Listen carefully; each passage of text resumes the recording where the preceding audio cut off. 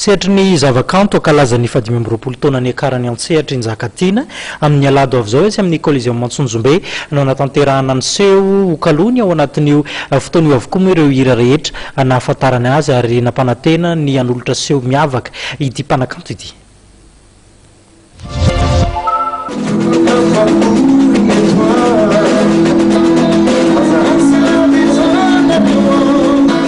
Fety goavana tsy manam-paharoa atolotra ny tarika Anjakatina amin'ny seho izay karakarain'izy ireo amin'ny alahady zao etsy amin'ny Coliseum Mantsonjombe izay raha ny manatotosa amin'ny RTL Madagasikara. Tafiditra indrindra amin'ny fankalazana ny 2020 taona ny akaran'ny Anjakatina Antsehatra ity fampisehoana ity. Fankalazana ny 2020 taona ny akarana Antsehatra moa zany sy ny fankalazana ihany koa ny fiarana atao anatin'ny mozika nandritra izay 2020 taona izay dia tsy maintsy ireo hira nanamarika an'izay 2020 taona izay.